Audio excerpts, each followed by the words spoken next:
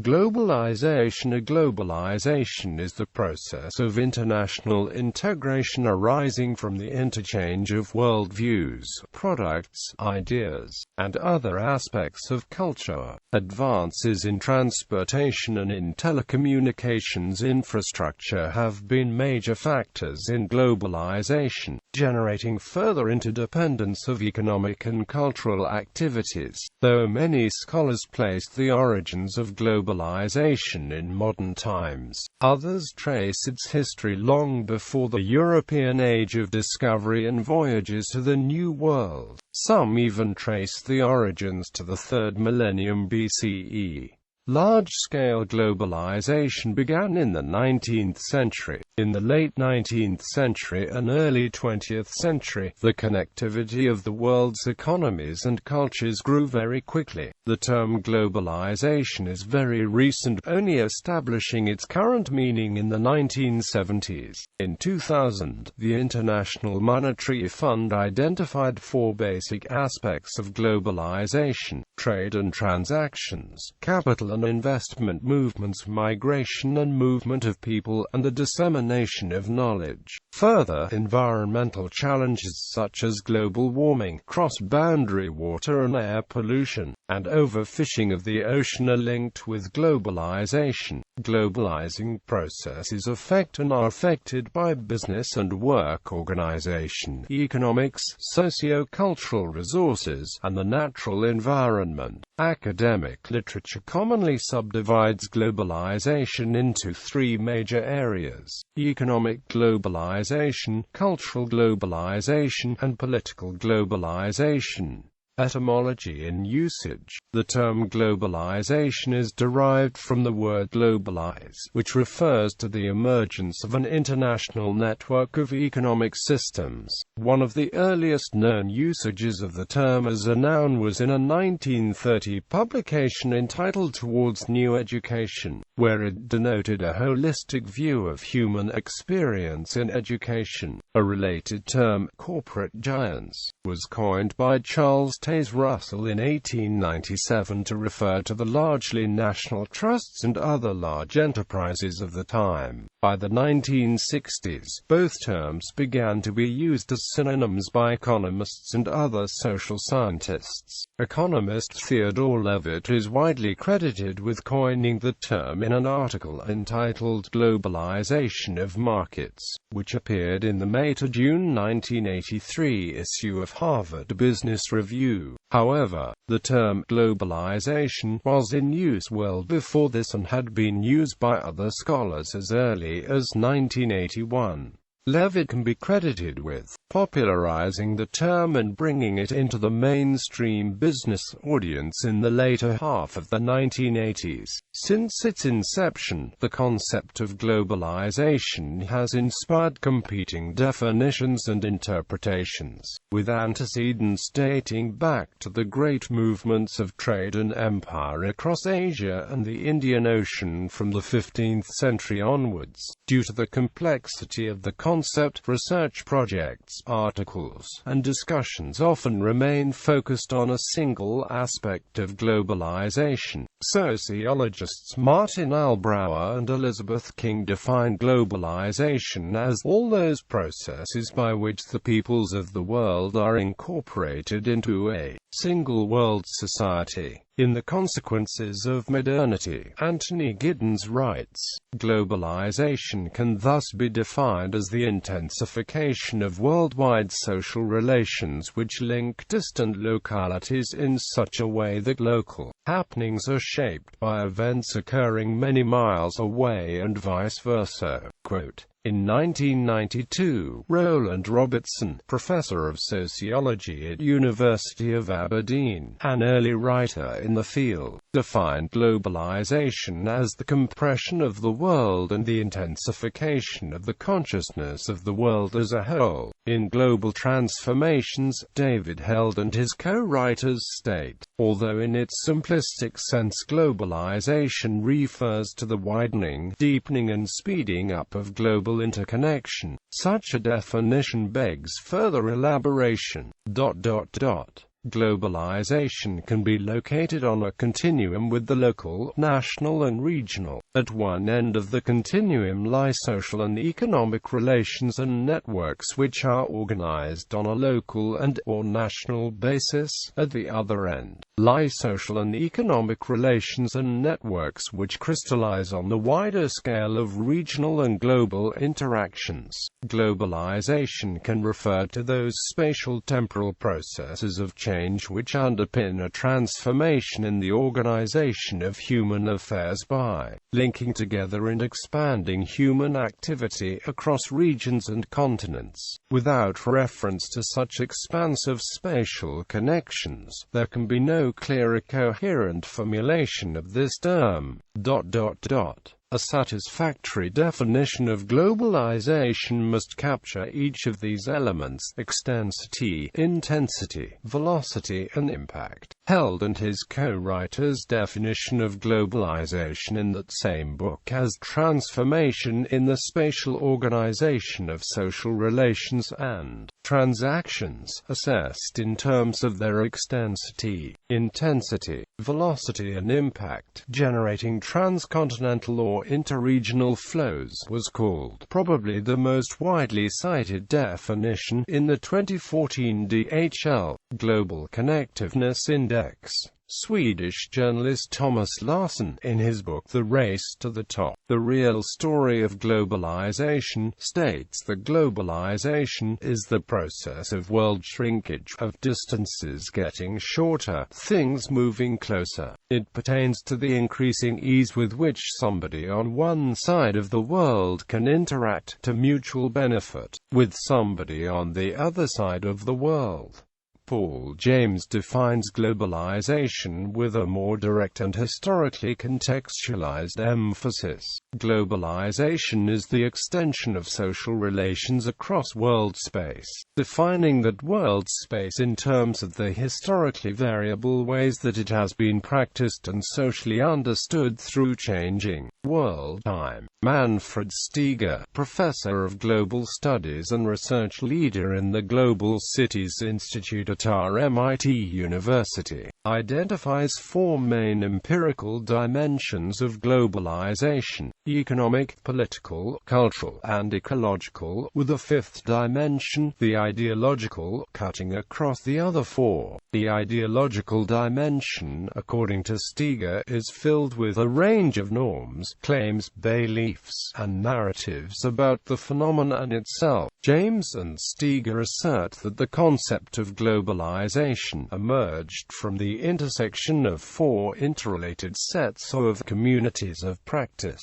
academics, journalists, publishers, editors, and librarians. Quote, they note that the term was used in education to describe the global life of the mind, in international relations to describe the extension of the European common market, and in journalism to describe how the American Negro and his problem are taking on a global significance. They have also argued that four different forms of globalization can be distinguished that complement and cut across the solely empirical dimensions. According to James, the oldest dominant form of globalization is embodied globalization, the movement of people. A second form is agency-extended globalization, the circulation of agents of different institutions, organizations, and polities, including imperial agents. Object-extended globalization, a third form, is the movement of commodities and other objects of exchange. He calls the transmission of ideas, images, knowledge, and information across world space disembodied globalization, maintaining that it is currently the dominant form of globalization. James holds that this series of distinctions allows for an understanding of how, today, the most embodied forms of globalization, such as the movement of refugees and migrants, are increasingly restricted, while the most disembodied forms, such as the circulation of financial instruments and codes, are the most deregulated. The journalist Thomas L. Friedman popularized the term "flat world," arguing that globalized trade, outsourcing, supply chaining, and political forces had permanently changed the world, for better and worse. He asserted that the pace of globalization was quickening and that its impact on business organization and practice would continue to grow. Economist Takis Fotopoulos defined economic globalization as the opening and deregulation of commodity, capital, and labor markets that led toward present neoliberal globalization. He used political globalization to refer to the emergence of a transnational elite and a phasing out of the nation-state. Meanwhile, he used cultural globalization to reference the worldwide homogenization of culture. Other of his usages included ideological globalization, technological globalization, and social globalization. Lechner and Bowley defined globalization as more people across large distances becoming connected in more indifferent ways. Globophobia has been used to refer to the fear of globalization, though it can also mean the fear of balloons. History. There are both distal and proximate causes which can be traced in the historical factors affecting globalization. Large-scale globalization began in the 19th century. Archaic globalization conventionally refers to a phase in the history of globalization including globalizing events and developments from the time of the earliest civilizations until roughly the 1600s. This term is used to describe the relationships between communities and states and how they were created by the geographical spread of ideas and social norms at both local and regional levels. In this schema, three main prerequisites are posited for globalization to occur. The first is the idea of Eastern origins, which shows how Western states have adapted and implemented learned principles from the East. Without the traditional ideas from the East, Western globalization would not have emerged the way it did. The second is distance. The interactions amongst states were not on a global scale and most often were confined to Asia, North Africa, the Middle East, and certain parts of Europe.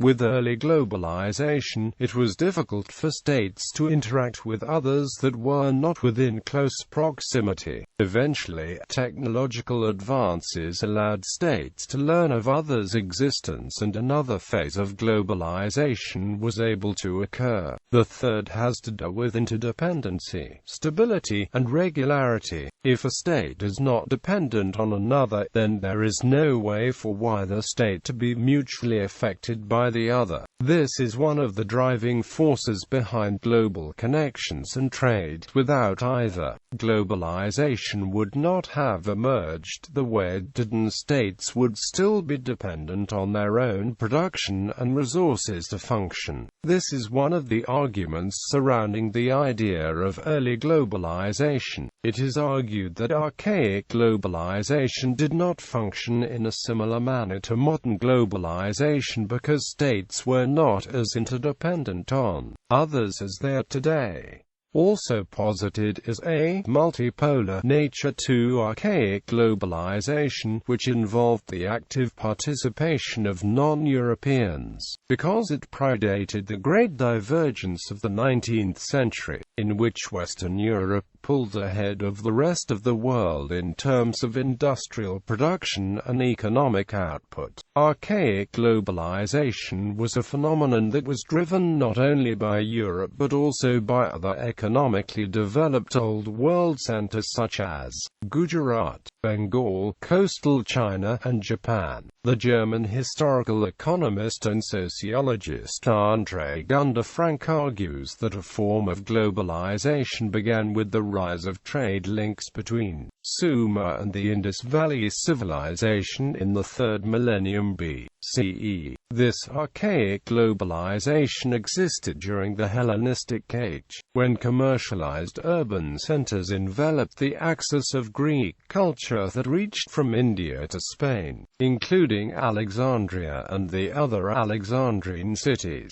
Early on, the geographic position of Greece and the necessity of importing wheat forced the Greeks to engage in maritime trade. Trade in ancient Greece was largely unrestricted. The state controlled only the supply of grain. Trade on the Silk Road was a significant factor in the development of the civilizations of China, the Indian subcontinent, Persia, Europe, and Arabia, opening long-distance political and economic interactions between the civilizations. Though silk was certainly the major trade item from China, many other goods were traded, and religions, syncretic philosophies, and various technologies, as well as diseases, also traveled along the Silk routes. In addition to economic trade, the Silk Road served as a means of carrying out cultural trade among the civilizations along its network.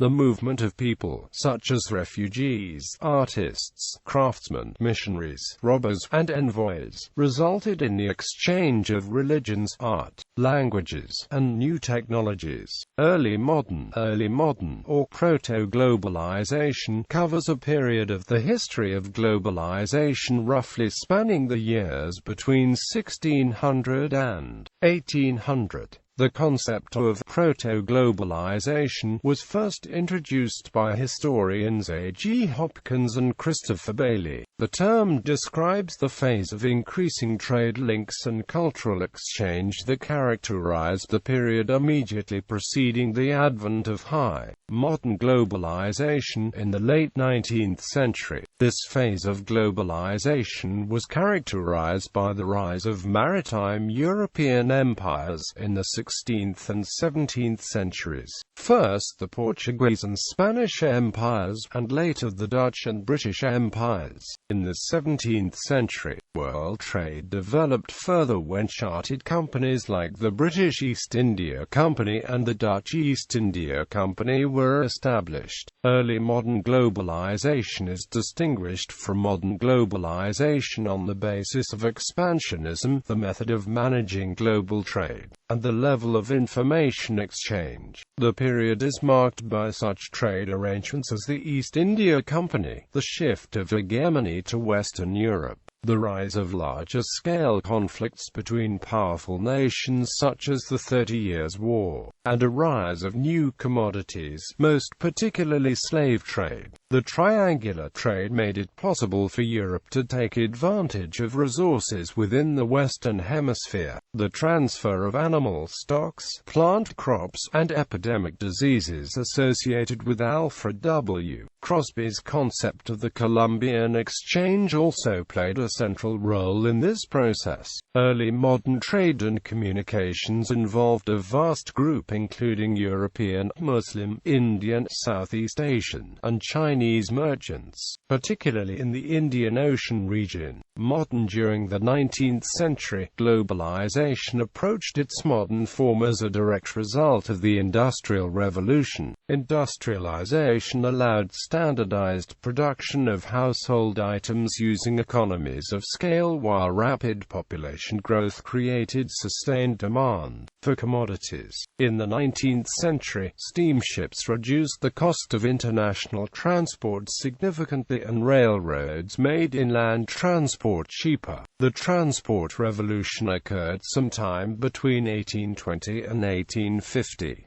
More nations embraced international trade. Globalization in this period was decisively shaped by 19th-century imperialism such as in Africa and Asia. The invention of shipping containers in 1956 helped advance the globalization of commerce. After World War II, work by politicians led to the agreements of the Bretton Woods Conference, in which major governments laid down the framework for for international monetary policy, commerce, and finance, and the founding of several international institutions intended to facilitate economic growth by lowering trade barriers. Initially, the General Agreement on Tariffs and Trade led to a series of agreements to remove trade restrictions. GATT's successor was the World Trade Organization, which provided a framework for negotiating and formalizing trade agreements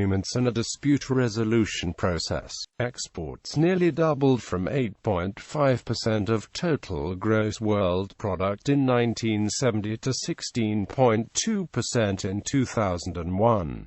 The approach of using global agreements to advance trade stumbled with the failure of the Doha development round of trade negotiation. Many countries then shifted to bilateral or smaller multilateral agreements, such as the 2011 South Korea-United States Free Trade Agreement. Since the 1970s, aviation has become increasingly affordable to middle classes in developed countries. Open skies policies and low-cost carriers have helped to bring competition to the market.